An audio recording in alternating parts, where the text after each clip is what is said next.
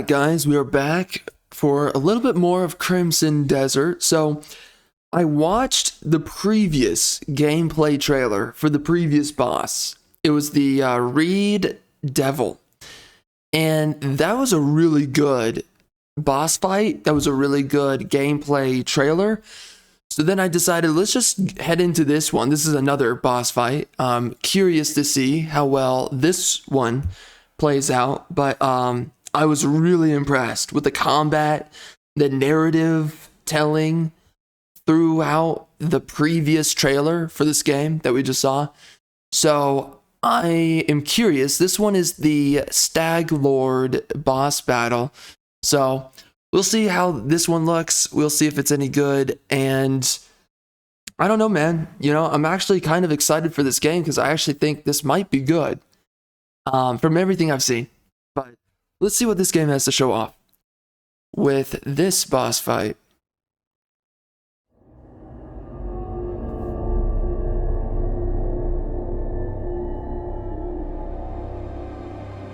This place is full of corpses.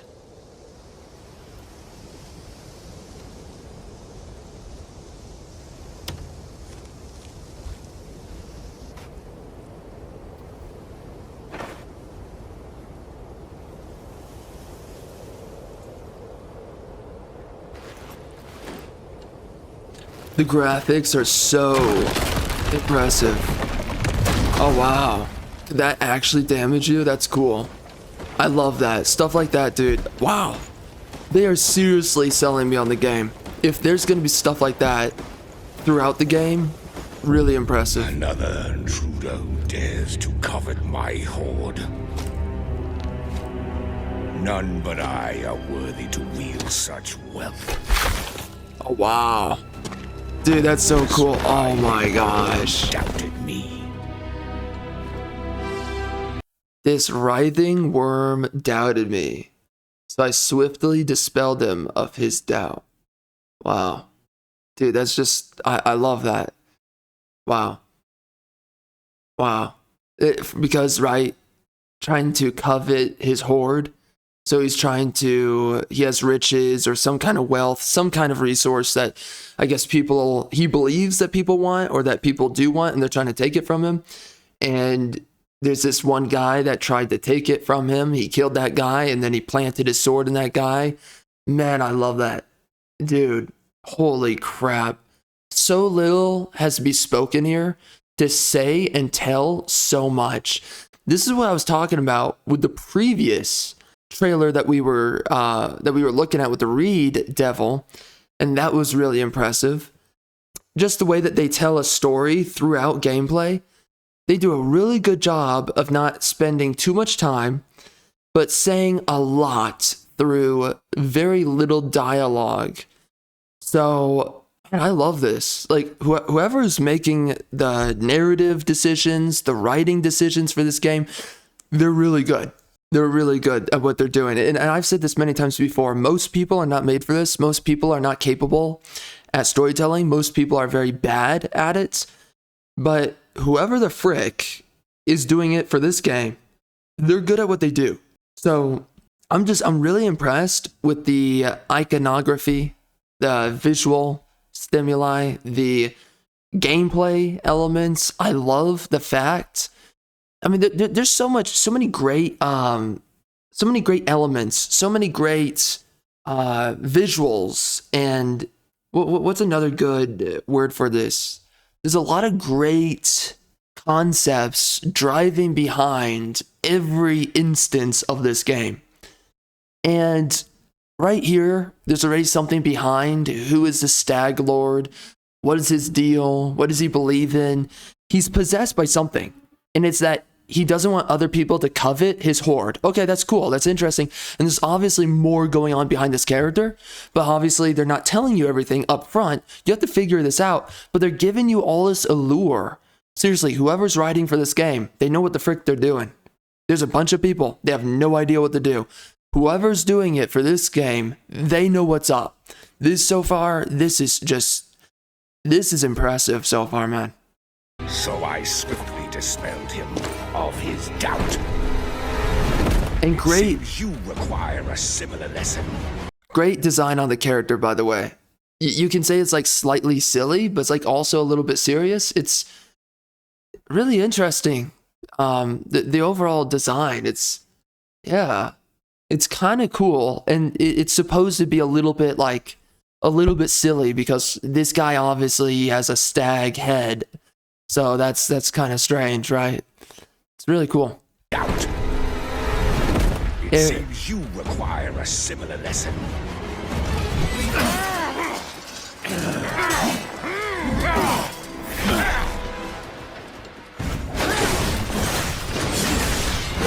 I also love that the main character is a man. I love that the villains so far in this game are men.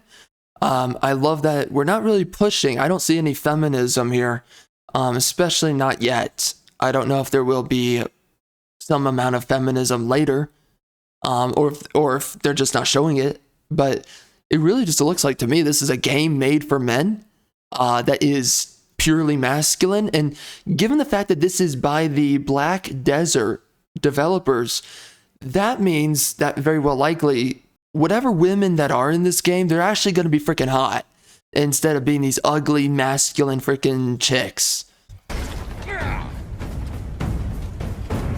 So he has a shield, and if we know anything about this game, there's always a counter system, I think, for a lot of certain enemies and bosses and how they fight. So in this game, for this boss fight, he has a shield. So there's going to be some way that we work around that with the gameplay. I don't know what that's going to look like, if it's going to be the same thing as the other boss, but we'll see. Cool. Man, I love the effects. I love how the bosses fight. And I love the destructibles in the environment. Oh, that's cool. Yo, he grabs you. And it's unprovoked, I think, too. Or you can't really read that too well. Let's see. Good music and soundtracks, too, for this game. I have to mention that. Alright, so that was a dodge. A blocking dodge. That was a ground slam with his foot, I think. He just grabs you. I wonder if there's a good way around that. You don't want to deal with anything too frustrating. How much health does that take? It takes a little bit. Well, that's fine, because you're getting a lot of licks in, so maybe if you do too much damage, you're getting too much of a combo off on the boss, they interrupt you with a cheap shot, which is totally fine. It's a boss randomly getting the upper hand in a fight, so it keeps it engaging, it keeps it, it's fluid too. It's not like a pre-made cutscene where they interrupt you. No, it's a boss literally just grabbing you as you're attacking, so it's an interesting way to make sure that the player, I guess, doesn't stomp on a boss. It keeps it difficult, and I like that. If a boss isn't completely unfair, but they have that little interrupt so that you as a player, you don't just roll right through a boss and eliminate them immediately, then that's a really, I appreciate that kind of boss design. Although, this might be the only boss that does it, because I don't remember the Reed Devil really doing that.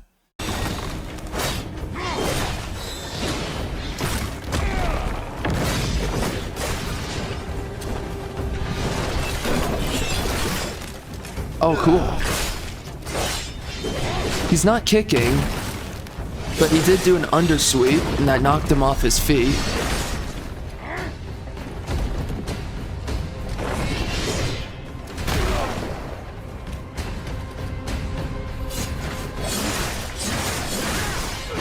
You can talk to him, okay?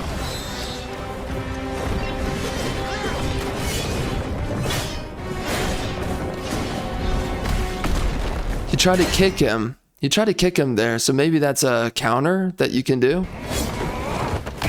He tried to go in for a strike, and then he countered it with a grab, so that's a part of the boss. Oh, that's a cool.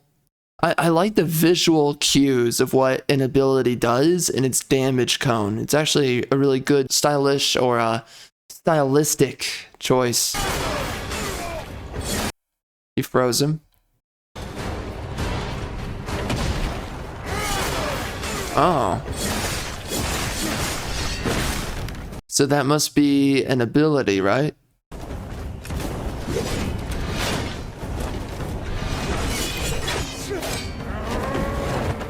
Yep.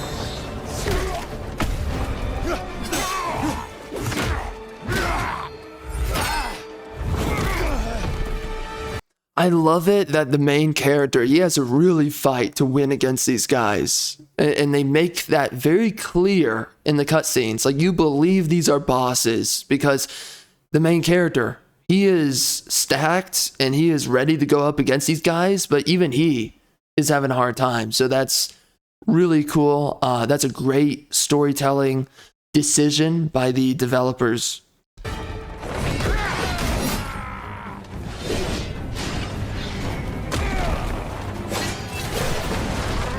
Oh, I love that. He can undersweep you too.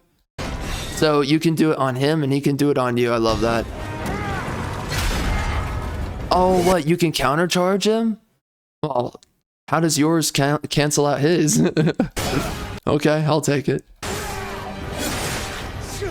Oh, he tried to kick.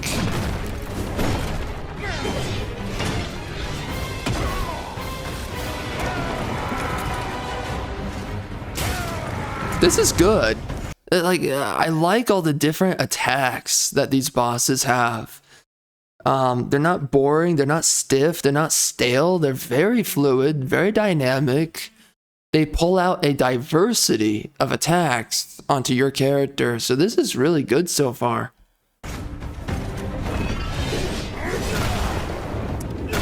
And you have an ability that can freeze, so that's cool. So there's different tools that you can place into your arsenal. I don't know for what. I don't know how exactly they work, but that's cool so far.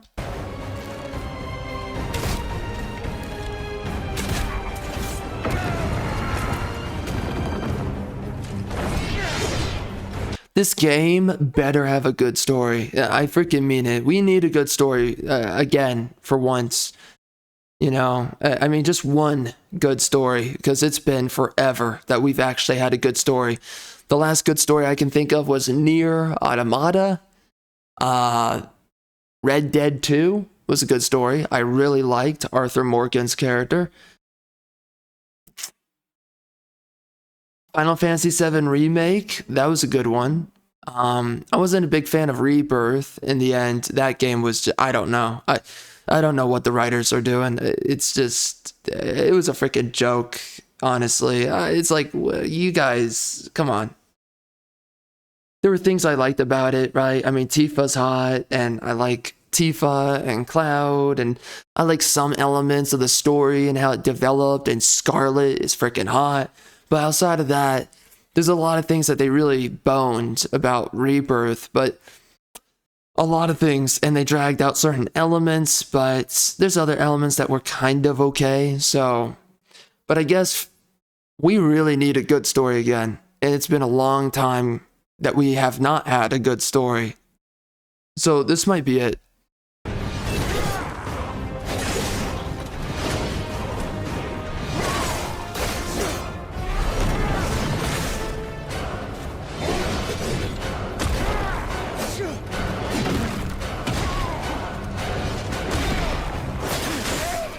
I need to see that again. So much going on. So he rolls, he does that shield shockwave attack. Yep.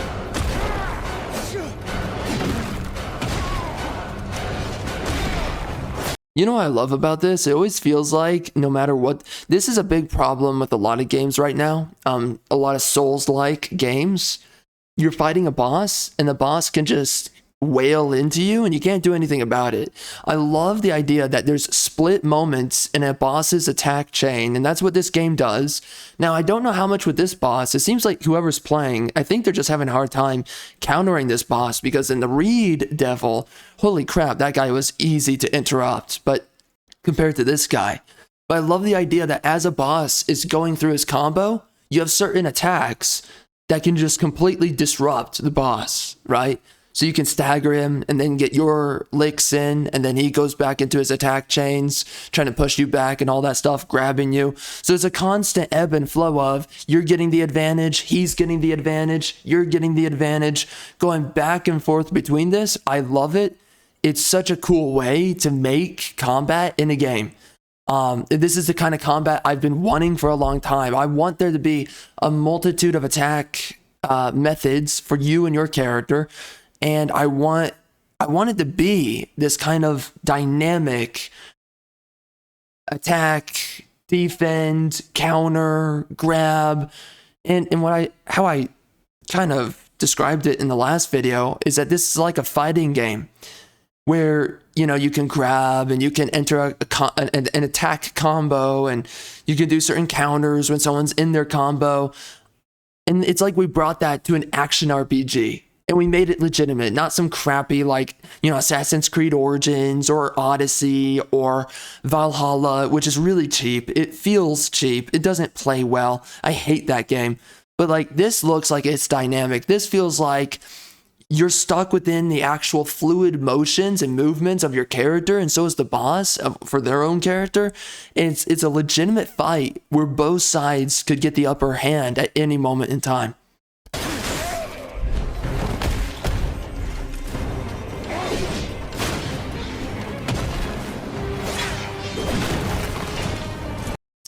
With this kind of a game, I would be really interested in seeing what would like a witch boss look like, right? Like maybe she creates momentary distance with you by spreading a pool of like miasma, or yeah, some kind of poisonous miasma beneath herself. And maybe you can, I don't know, you can maybe use your bow. I don't know if there's like other weapons that you'll have access to later, like maybe a rope that you can, some kind of leash that you can throw out at them and pull them in temporarily, so that you can pull her into her own miasma pool. I mean, stuff like that, man. That would be cool, man. And like, I can just think of a game, for a game like this, there's so many ways you can go with the combat that would honestly be really cool.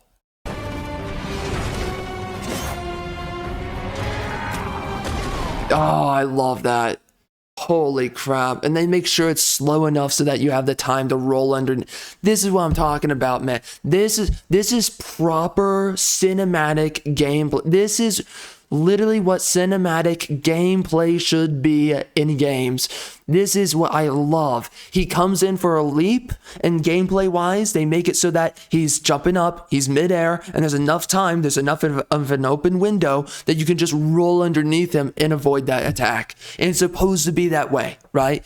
And you could obviously just get hit, but like, I love that there's so many ways to play against a boss in this game. It's not just that there's a boss and you wail into him. No, there's all these dynamics, there's all these features. You have to outsmart and outwit him. I love this. This is so good. And again, I would love if there was like a witch boss in this game. She spreads a poisonous pool, right, of miasma underneath herself. She steps away from you after you just did an attack chain, and you can quickly throw out, right, a rope and temporarily pull her back, and then it throws her into that pool. I mean, stuff like that. If there's just all these different types of bosses that we can have that are interesting to fight, and they have all these dynamic elements, ways to counter them, ways to fight them, then that would just be, it would be so cool. Whoa, whoa, whoa, whoa, whoa, whoa, whoa, whoa. That right there, that is the, that's the tool wheel. Let's see it. Ah, come on. So what, you have reputation, you have defense, attack, stamina, attack speed, movement speed, crit chance, and battery? Really? Hold on. So there's a meat on toast. Okay.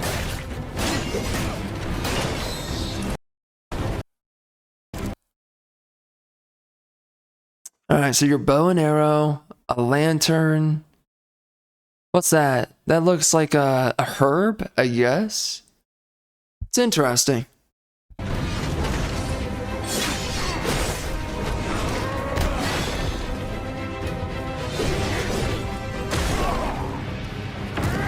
So then you could possibly have other tools that you use. Well, how do you access them with a controller? I can see a lot of ways that you could do it that would be easy, right? Like hold down left trigger and press a button. That would be really easy. And that's a hotkey for like a rope or some other kind of tool that you can use. But there's just not enough games that makes it really rewarding to use your tools. I mean, I think of a game like Elden Ring, honestly. You can use pots, you can use all these different types of items, but they don't have a really feasible outcome and they don't do a lot of damage. And the bosses are so oppressive. Do you really have an open window to throw a pot to do a lot of things? No, you don't really have a lot of time or an open window to do those things. It's not fluid enough, and it needs to be a tool that's utilized to create some kind of opening for yourself to fight against the boss in some way, to open up an attack combo. I mean, typically that would be a better way to utilize your consumables or any of your tools, right? Like let's say a throwable knife or something like that. It would be best if those consumables could be used at a certain window of time that allows you to get an opening for an attack combo rather than, because in Elden Ring, your throwing knives, they only do like a minutia of damage and they don't even have a really functional purpose gameplay wise. So if this game applies something of that element, that would be some element that your items are able to also play into countering different bosses, then that would be really cool.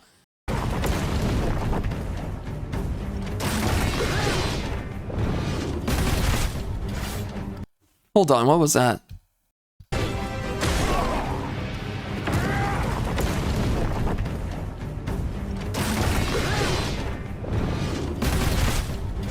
Well, that's really cool. So you can do a multi-shot.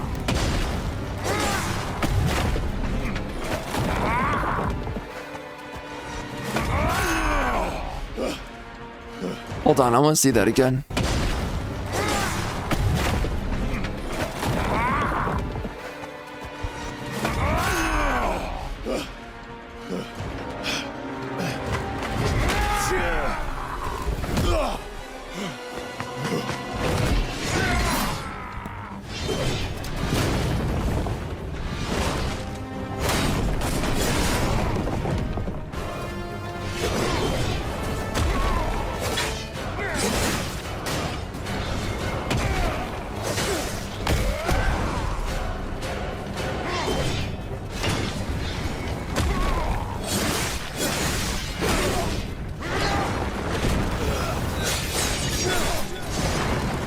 This boss definitely seems to have a couple more redundant attacks than the last one.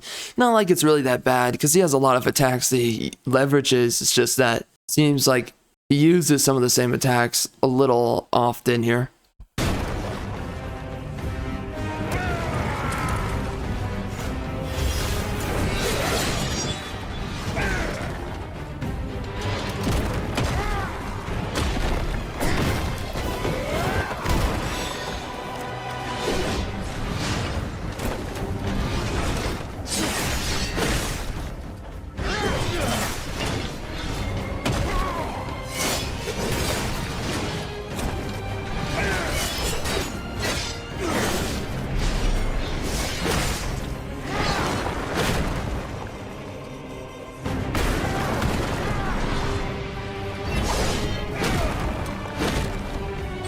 He's definitely more aggressive here.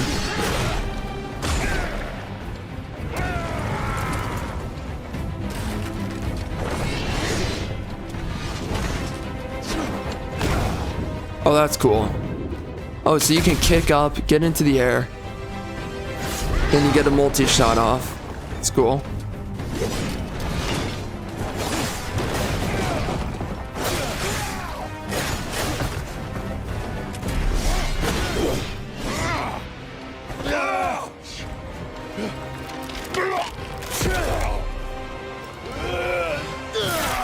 Wow.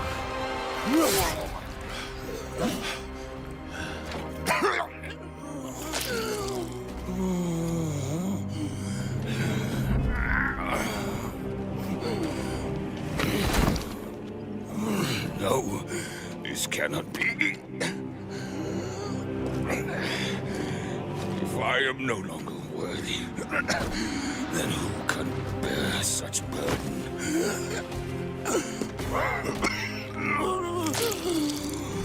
Weight of this crown. I now rule over naught but ruin. Oh, that's funny. He ragdolls in the seat. So what they made? Wait, is his character model in the cutscene actually supposed to be alive in the game? So the second that he's supposed to be dead, they activate his ragdoll mechanics? That's kind of interesting if they do that, but wow. I mean, they do such a great job here with the narrative design.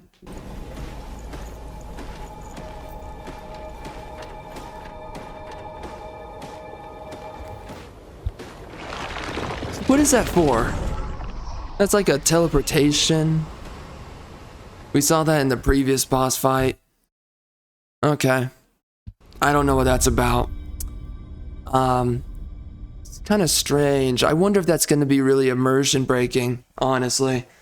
Because like all this is cool, but if you don't have a good way, a cohesive way to build a narrative with it, to make it immersive and keep you in the world, if you're teleporting by like this fantasy kind of matrix that you're going through, that's really going to break the immersion of everything that you're doing, right? If this is like Remnant 2, where we're just going into weird other dimensions and you're like, why do these other dimensions exist and why do I care about other dimensions? If this is not all a part of like one region and location, well, one region with a series of locations with all these dudes who have these different things going on in those regions, if that's not the case, then that's going to really hurt the game. It's going to hurt it a lot if we're running around into separate dimensions and it's not a part of one core area to a world, right? That's going to suck. I have no idea what it's going to be like. I don't know what that teleportation is supposed to be. I mean, are we like randomly activating? I don't know. What would that be for? What is that for? It's kind of weird because I can't even think like, why would you have that as a part of the gameplay experience? I don't know. But anyway, you know, largely it's interesting. Largely I'm interested by the game. It's a good boss fight. I appreciate a lot of things about the boss fight. Clearly there wasn't as many counters here on this boss as the last boss. I don't know if you can roll over his back. I don't know if you can grab him. Looks like you can't.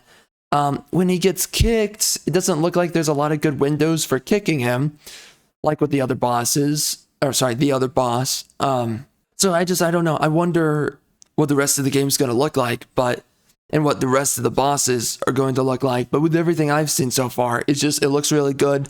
The writing is pretty good. The character creation is pretty good for these different enemies, these different bosses. It seems like this is a narrative RPG too, right? So we're going to be following the main character, which I like that. I hate this idea where you make your own character, because when you have a character that can be anybody, that's an androgynous character. When you're following an androgynous character, you don't have a story anymore. And the story is going to be sacrificed and substituted for all the other types of people. I mean, having a woman speak a man's lines is retarded.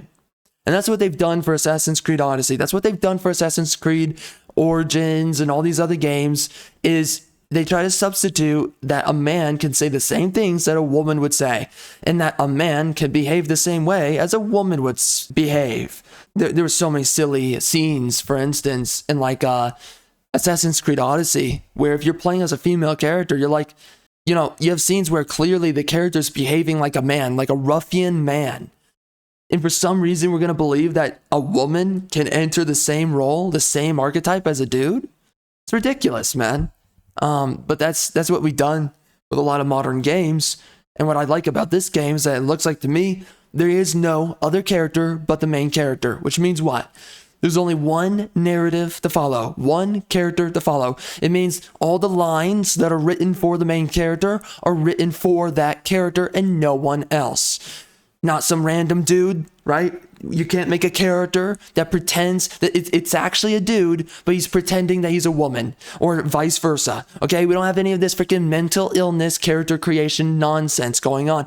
We just have a main character. You play as the main character. You go on his story, his narrative, his dialogue, his relationships, not air quotes your relationship through your character that doesn't resemble you in real life, or doesn't resemble really anyone else in real life. This random character that's super androgynous, nobody knows who the F this person is, or care. Like the fact that you can play a game that's supposed to be in an Anglo-Saxon part of the world, and then you make a black character, and you're having this random narrative as a black character in a Nordic setting, that is retarded. Character creation for a main character is the worst narrative decision you can ever make. You're always going to make a bad sacrificial story. A sacrificial story where you sacrifice all the qualities. Every single bit of the quality to your story will be removed as a result of a character creation. When you have a character that is made for their story, none of the qualities of your story will be sacrificed. And instead, it's all on your ability to execute and weave an effective narrative around that character. Something I like about this game is that they're willing to get a little bit, they're willing to get dangerous, and they're willing to get offensive, right?